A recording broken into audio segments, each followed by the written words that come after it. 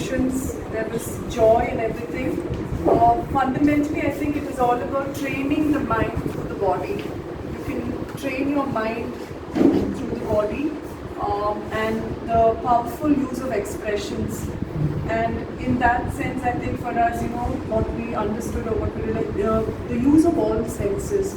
And as facilitators, I'm just connecting it to our role as well, as facilitators, to be aware of each of our senses, to see something, to hear something, to listen into something, the body language, everything that is important, which I think was portrayed there. So the 5 senses.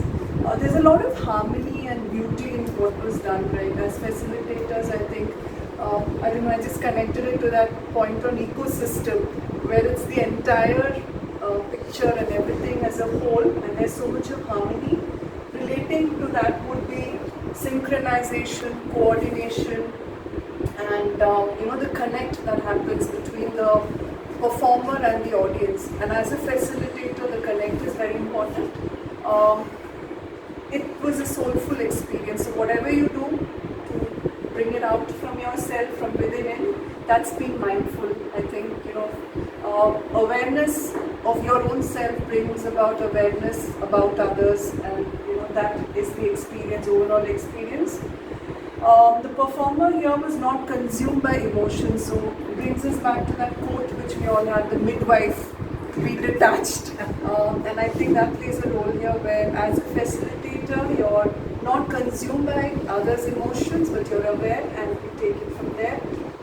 There's a lot of passion and purpose in what is being delivered, and when you have passion and purpose, it leads to a flow state, right? The stage of giving, and that's where you're in the moment, and this is what our team came to.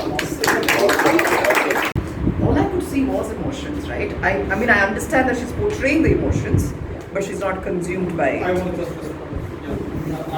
that is a point that struck me. What she said was, I have to express my emotion, Right. but I am not consumed totally. I am aware of the performance also. I am expressing the emotion. I am aware of the experience. That's the catch. I mean, that's what hit me. Yeah. And how we connected it as facilitators is that when you are doing a session, there could be emotions in the room from the participants. How you should not be consumed with those emotions. You actually play a part to take the group to the group wisdom. Continue with it. Emotionally Yes. Nice. That's right. No, here she's not crying because she's experiencing those emotions, but she's expressing them. Yeah. I don't know how. It's part of performance, right? It may not be out of those emotions, but it's part of practice. She's practiced to bring out that, tears. yes. And I think that's the professionalism in it also. Exactly, yeah. I think that's a controlled portray of emotions. Yes. Mindfulness during the preparation, that is what really hit us. The mindfulness during the preparation of it. Like, she was aware, if she steps here, what kind of angle she's projecting. If she looks there, what kind of emotions they will be, perceiving. So that mindfulness of preparation was something that really hit me, and it is directly proportional to the impact. The mindfulness that you put in preparation is directly proportional to the mindful experience or the impact that you're creating for your audience.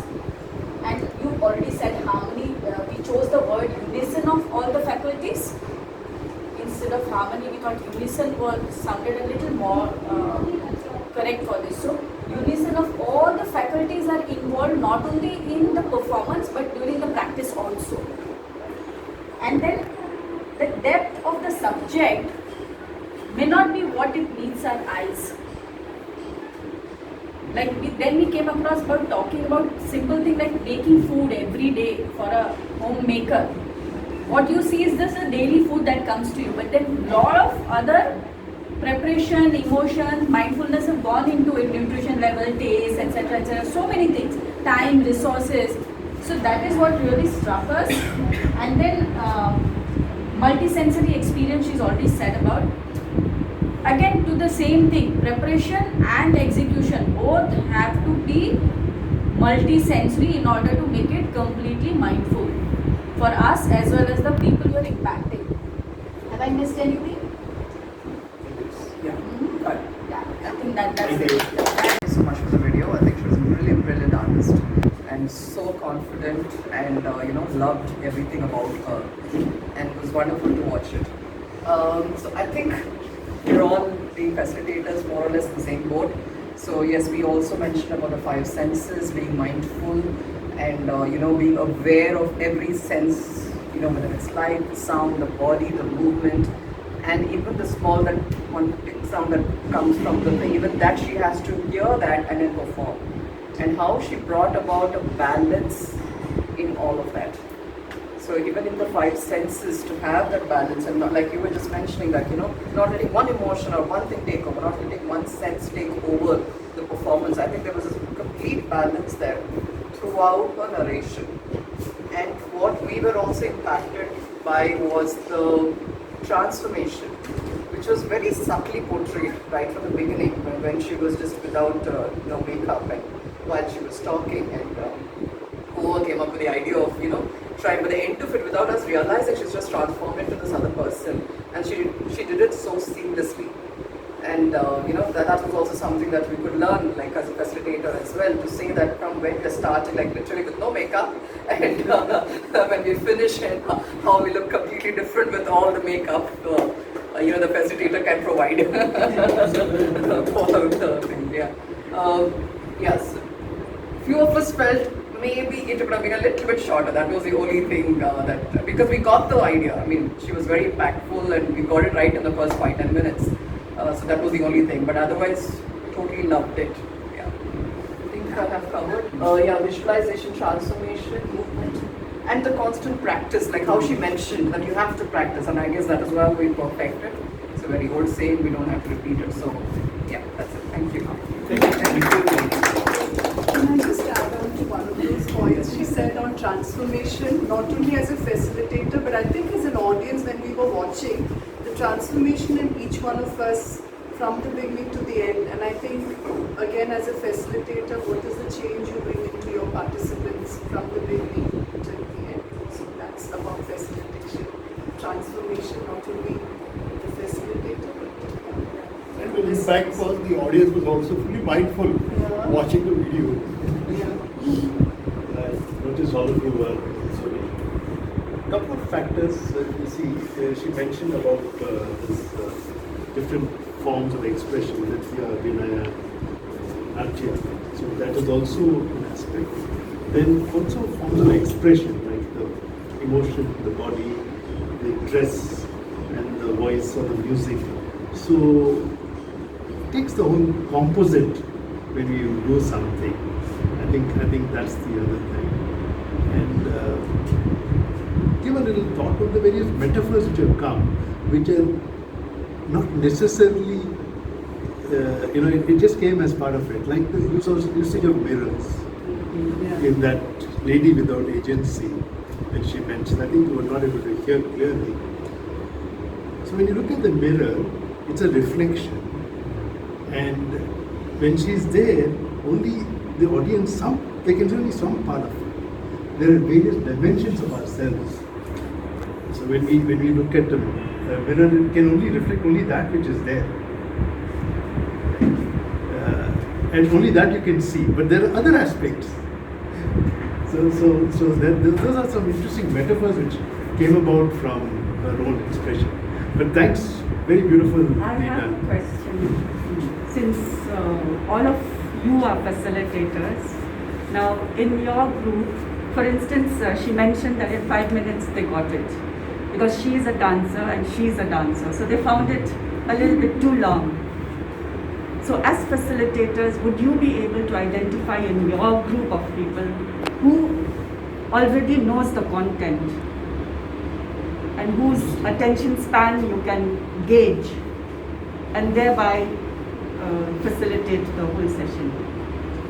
Yeah. I don't know. That's just a question that came to me. Yes, I think it's a very Because valid it was question. stressful for them to sit through the long, because they both dancers. Not that. I mean, you've been dancers long, but the So how do you attention span of gauge? any How do you person. gauge your Nowadays. No, that's a very, very valid. I'll take it and then I'll pass it on to the seniors. Very valid question. See here, I think Emmanuel was targeting like a wide range of audience. Like we have done a session for an academy where even we had a wide range of audience, but we have major sessions going back and forth with the people to find out what it is that they want, who are the people, who are we targeting.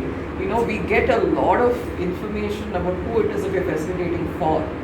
Whereas here it was more generalized. So that's why maybe there was a little bit, obviously you can't ask all of the dances. Whereas if I'm doing this in a classroom and everything, I'll ask them if they are actually, do any dances, do they have dance classes in the school, or if it's something else. So you can, find Do your it. homework. Yeah, if find you have it to provide for. I have one more question. I think no, they can continue. I think more. No, I'm Clearly sorry. than what I'm sorry I missed the background. It's about the video should have been shorter, right? Yeah, I'm not a dancer, but I agree with that. Because the harvest that we've had, we could have had in a little shorter video also. I agree with that. I'm completely a non-dancer. So I agree with that. And also that led us to furthermore thinking, we went into two directions. One was that instead of video, what other facilitation method we could have used. Right. So very nicely, Ramesh came up with the idea that we could have had images of the intense preparations and the output, the performance poses, etc. There were the difference of lights could have been depicted, the difference of angles, positions could have been depicted in the pictures, and we could have had the same gallery walk that we had here. And after the discussion, we could have had first discussion of what were the elements that you found in terms of preparation, what were the elements that you found in terms of impact and output, and then how do you put together. Then we could have arrived to this harvest itself without a video also. Second direction of thought also led to thinking, would we have any alternative to this video? A mother making food, like I was just telling. There's so many. It is as mindful as this, right? And I use the word mother. The chef preparing food for an event could be a different level of mindfulness. So instead of this, we could have, used a lot of other branches also to talk about mindfulness. These are the discussions. Which everyday experiences that you have, and show that everyday. And the impact, there's a level of impact is also intense. Yeah. The food on table is a very high level impact thing. So there also we have mindfulness. So I love the subtlety of this. This video was very subtle, and that's why it was very powerful. The video was very subtle. It was very subtle, and I think the low sound made it more subtle and more impactful. Really concentrated. So it actually worked for us. But it could have been shorter, and as facilitators, all of us here, we could have thought of a lot of other methods also, not denying that this is not powerful. Yeah. But can we take away anything more from this? So this is what our book. We digress from her question. Nazreen, you all seniors. So when we do facilitation, we take a center of gravity. We don't need to be inclined anywhere. If there are dancers and they relate more to it, see, every single thing will have different impact. Even two dancers will have different impact of the same video. Right. So as a facilitator, you don't have to be really, that may not be the point of consideration when you're taking up the methodology or a process. Am I right in understanding that? Because facilitation is so multidisciplinary. You can never, no two people will have identical experience. No two people will have identical experience. So knowing your audience and all to certain level is fine.